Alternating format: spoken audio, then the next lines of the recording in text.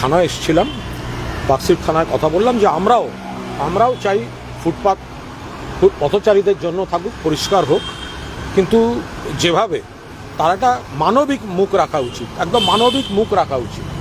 যেভাবে একটা গরিব মানুষ, সে তো নিজের ইচ্ছায় আর গরিব হয়নি। মহিলা যা বলেছেন তার সত্যতাও যাচাই করা উচিত, যে উনি পাঞ্জাবের, ওনার নাম সীতা, ওনার বিয়ের পর নাম হয়েছিল রশিদা, এখন বিপদে পড়ে গেছেন, সব ছেড়ে ছুড়ে ফুটপাতে থাকতে হচ্ছে মেয়ে আর নাতনিদের নিয়ে। পুলিশ এর আগে ওদের একটা বাচ্চাকে ভালো হোমে দিয়ে একটা বাঁচিয়েছে, পুলিশের পক্ষেই বলেছেন মহিলা। তো আমরা অনুরোধ করলাম যে ওখানে মহিলা একটা অভিযোগ করলেন যে পুলিশের একজন গিয়ে বলেছেন যে মেরে তুলে দেবো, এখনই ভাগ যা, নেই তো ডান্ডা মার্কার উঠায়গা। আমরা বললাম একটু মানবিক মুখ দেখান, আমরাও চাই ফুটপাত ক্লিয়ার, কিন্তু একটা গরিব মানুষ, সে তার মেয়ে নাতনিকে নিয়ে আপনি মেরে তুলে দিলেন, তাকে তো আর একটা কোথাও গিয়ে বসতে হবে, কোথায় যাবে? ফলে দয়া করে পুলিশ পাঠিয়ে মেরে তুলবেন না। দুই, ওনারাও একটা বললেন যে ওই হোমটায় দেখা যাক, ওনারাও খোঁজ নিচ্ছেন, আমরাও খোঁজ নিচ্ছি, এদের পুনর্বাসন দেওয়া যায় কিনা বা একে কোথাও রাখা যায় কিনা। তো যতক্ষণ না রাখা যাচ্ছে, অমানবিকভাবে পুলিশ যাতে মেরে না তুলে দেয়, যেটা ওরা ভয় পাচ্ছেন, সেটা বলেছি পুলিশকে। আমি বলবো অন্তত কথা যেটা বললেন, খুব ভালো কথা বললেন, যে না আমরা দায়িত্ব নিচ্ছি, আমরা একবার দেখে আসছি, কোন জায়গাটা জিজ্ঞাসা করলেন, আমরা জায়গাটা জানিয়েছি, এবং এখন যাদের সঙ্গে কথা বললাম তারা যেহেতু গতকাল ডিউটিতে ছিলেন না, ফলে জায়গাটা একটু তারা দেখে নিলেন এবং ওরা বিকেলে ইন্সপেকশনও করে নেবেন। আমাদের একটাই অনুরোধ, পুলিশ যেন মেরে না তোলে, একটা পুনর্বাসনের চেষ্টা করা হোক, যে মহিলা বাচ্চা নিয়ে কোথাও থাকবে।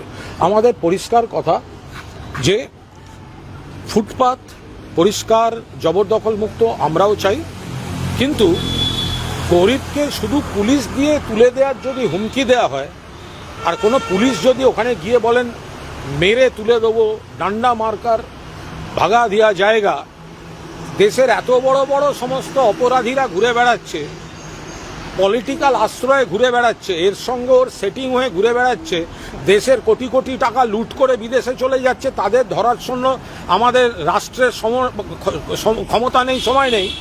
রাষ্ট্র পুলিশকে নামাচ্ছে ফুটপাতে, বাচ্চা নিয়ে একটা মা দুধ গরম করছে, দুধ গরম, তাকে উচ্ছেদ করার জন্য রাষ্ট্রশক্তি ব্যবহার হচ্ছে। আমি আশা করি পার্কস্ট্রিট থানা তাদের কথা রাখবেন, পুনর্বাসন ছাড়া কোনো বলপ্রয়োগ ওদের উপর করবেন না। একটা অন্য প্রশ্ন, কলেজে কলেজে বিজেপির বিধায়ক সাংসদরা রয়েছেন, এটার বিরুদ্ধে কথা বলছেন এনসিপিআই এর সাংসদরাও?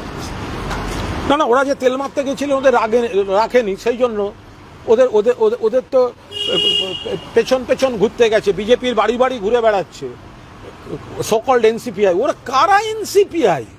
ওদের তো এখনো লোকসভা টিভিতে স্পিকার বলে তৃণমূল, যায় বিজেপির কাছে।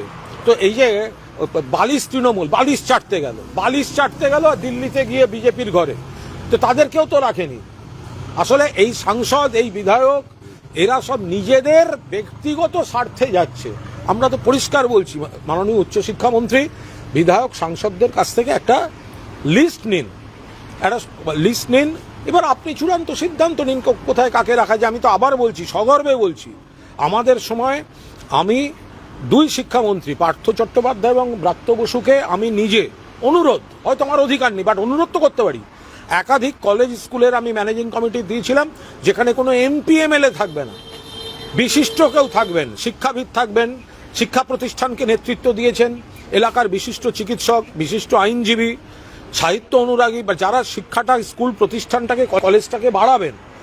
তো আমরা তো সেগুলোও করেছি। আর এখানেই দেখলাম পুরো গাদা শুধু বিধায়ক ঢুকিয়েছে, নিজেদের জনপ্রতিনিধি ঢুকিয়েছে। ছত্তিশগড়ের একটা প্রশ্ন পাশে, অর্জুন সিং একটা মারাত্মক অভিযোগ এনেছিল, তৃণমূলের বহু মানুষের সঙ্গে জঙ্গি যোগ রয়েছে।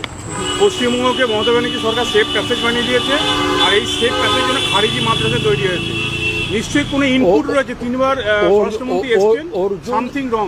অর্জুন সিং যদি এত কিছু বলে থাকেন, দেখুন উনি এতবার বিজেপি করেছেন, এতবার তৃণমূল করেছেন, এইসব ব্যাপারগুলো, তাছাড়া বেশ কিছু অস্ত্রের ব্যাপারেও ওনার জ্ঞান, উনি বিশেষজ্ঞ, ওনার জ্ঞানকে আমরা অত্যন্ত গুরুত্ব দিই, সম্মান করি বেশ কিছু অস্ত্র প্রয়োগের ব্যাপারে।